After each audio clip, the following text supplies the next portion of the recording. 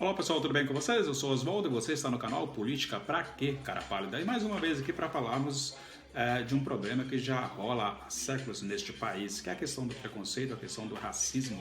E agora com a morte do George Floyd nos Estados Unidos, as coisas parece que se afloraram e todo mundo fala, mas acontece que no Brasil mata-se negro todo santo dia, mata-se preto, pobre, morador da periferia todo santo dia. Eu sei e você sabe muito bem que isto ocorre. Não foi apenas com a morte do João Pedro no dia 18 de maio, em que entraram dentro da casa do garoto, onde ele estava na casa do tio, e encheram ele de balas, né, da menina Ágata e tantos outros que são mortos e que infelizmente nós, pretos deste país, ficamos quietos e não falamos absolutamente nada. E com a morte de George Floyd, um homem negro de 46 anos de idade, né, que causou toda uma abordagem policial violenta na cidade de Minneapolis, né, que tomou assim proporções absurdas, né, de protestos violentos que aconteceu com a morte dele no dia 25 de maio, né, e segue sem fôlego nenhum por todas as cidades norte-americanas.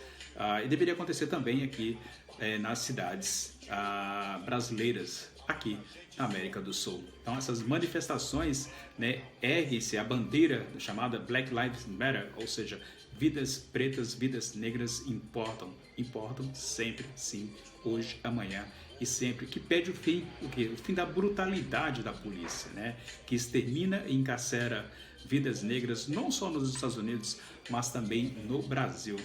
E segundo estudos mostram que, por exemplo, nos Estados Unidos, né, os negros têm 3 vezes mais chances de serem mortos do que pela polícia, né, do que os brancos. No Brasil, esse número é muito maior, né, um número maior, o número de possibilidades de um jovem preto ser assassinado neste país. Então, assim, o cenário da violência policial, não somente nos Estados Unidos, mas também no Brasil, e esta violência policial e a consequente revolta, né, da população negra dos Estados Unidos acaba ecoando no Brasil, né? Com essa morte do Floyd, a morte do João Pedro Matos, um adolescente de 14 anos que foi assassinado com um tiro nas costas, né, durante uma operação da Polícia Civil e que vai ser investigada pela própria Polícia Civil, seja a Polícia Civil, a Polícia Federal, no Complexo do Salgueiro, né, no Rio de Janeiro, no dia 18 de maio. E a cada 23 minutos, um jovem negro é assassinado neste país. E aí? Então, assim, os debates, as condições da vida da população negra no Brasil e no mundo ganhou, assim, as redes sociais, logicamente com este movimento que eu falei para vocês, do Black Matter Lives, né, que propõe, né, ou seja, o compartilhamento, né, de quadrados pretos nas redes sociais, ou seja, uma maneira que as pessoas têm de pausarem as atividades cotidianas em prol de uma reflexão antirracista, né, na internet. Então, diante dessas questões, é necessário que a gente discuta assim a questão da violência policial. Eu sou um homem preto de 54 anos, né, morador de Sorocaba, né, e eu sempre passei a minha vida inteira pensando assim, puxa vida, eu nunca fui abordado pela polícia, mas tenho medo de ser abordado pela polícia, da maneira como é feita essa abordagem, da maneira como a polícia possa abordar os jovens pretos deste país. Então essa é a realidade, ou seja, uma grande realidade de grande parcela dos pretos deste Brasil, que é a maioria da população. E o que causa a violência, esse racismo estrutural em nosso país, justamente, a primeira questão é a desigualdade, é a primeira violência. A desigualdade social é a primeira violência que acontece. E aqui no Brasil será zombado, né? E aquele zombamento quando diz mais um CPF cancelado com sucesso, né? Então, assim, você encontra aí dezenas de vídeos, dezenas de piadas que as pessoas fazem isso, né? Quando mata-se mais um. Então, assim, agridem-se mulher, agridem-se homens, né, com tapas no rostos e assim sucessivamente. Então a gente tem que entender esse contexto para podermos reagir também. É necessário que a gente faça uma reação, né? Se fosse com um adolescente branco, jovem, branco e rico, né, daria manchetes por meses no Jornal Nacional, na revista Veja, na Folha de São Paulo, no Jornal O Globo, nas redes nos grandes meios da mídia social, né, em horário nobre, né, diga-se de passagem. E aí encontraria assim, o assassino do menino João Pedro para identificar, ou o assassino de outros jovens pretos moradores das grandes cidades, das pequenas cidades também, né, na mesma hora. Porque não pode existir dois pesos, duas medidas. Então a gente tem que entender essa questão. Ou seja, a medida tem que ser única para todos. Não adianta aquele discurso, velho discurso de que a lei é para todos. A lei é para todos uma obra. Não é e nunca foi.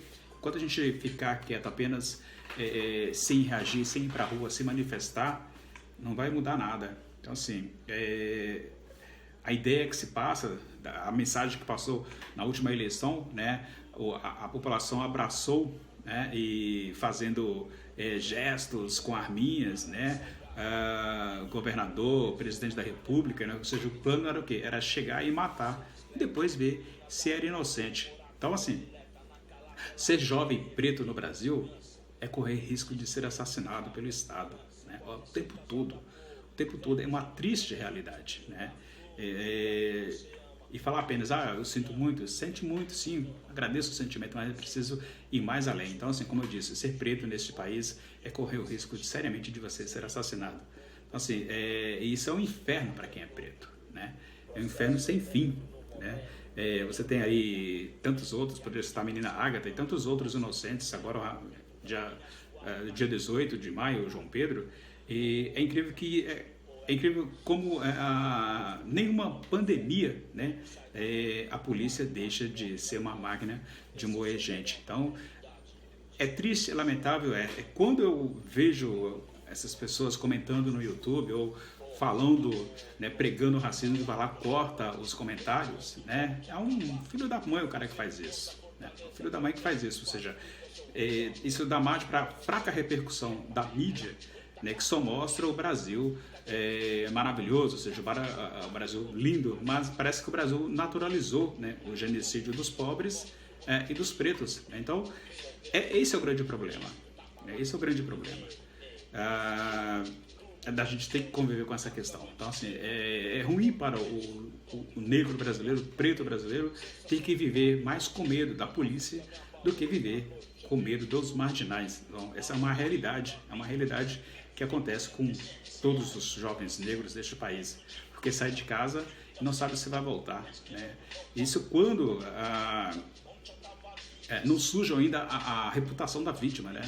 Para esconder o que eles fizeram, né? Dizem que a pessoa, aí acabam falando que a pessoa era bandido, era traficante, estava envolvido em tráfico de drogas, enfim, era estuprador, era batedor de carteira, enfim. Por isso que quando a periferia diz que não confia na polícia, ou não confia em polícia, é sobre esse tipo de acontecimento, né? É sobre esse tipo de banalização da vida do pobre. Isso é revoltante, né? Se não bastasse um vírus que está ameaçando a população mundial, não só em Brasil, e aí vem uma polícia atirando, e aí depois vai perguntar quem era, né? Quem era o sujeito. Isso é um fardo ser uma pessoa preta no Brasil. É sair sem a garantia de que vai voltar, né? Vai voltar por inteiro e bom, sã e salvo. Mas é triste, né? É triste, mas é apenas mais uma vítima no projeto da eugenia brasileira, da elite brasileira, com esse indivíduo no volante, dirigindo, conduzindo a população brasileira, né, para o abismo. Então, ser negro no Brasil é humilhante, né? Só quem está na pele, né? Só quem está na pele sabe como dói, né? E eu sei como é isso, e sei de muitas pessoas que sabem o que é isso, o que é ser preto neste país. Então, como eu falei, se fosse na casa de um rico, eu garanto para você que o assassino policial, o assassino do João Pedro, que todo mundo sabe quem é, a polícia civil sabe quem é, né, já estaria preso no mesmo dia, porque a desigualdade no Brasil, ela não mudará nunca. Ou seja, as pessoas da classe C e D, ela só serve na hora de pedir votos, né? Somente para servir nesse momento dos votos, a qual vai eleger o indivíduo. Então, assim, é necessário que o Estado faça, né, aliás, A população tem que fazer. Esperar pelo Estado, o Estado não vai fazer porcaria nenhuma, né? Porque o Estado tem um monopólio da violência, o monopólio legítimo da força. E aí o representante legal do Estado vai lá e acaba matando, né?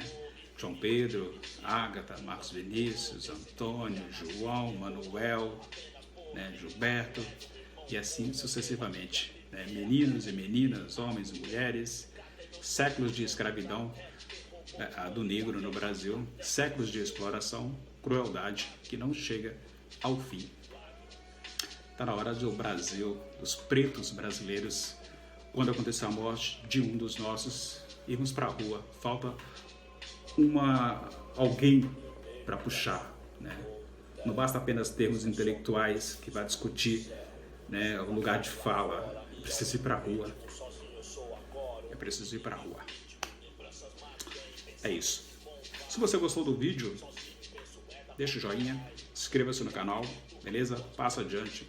É isso. Fico por aqui. Tchau.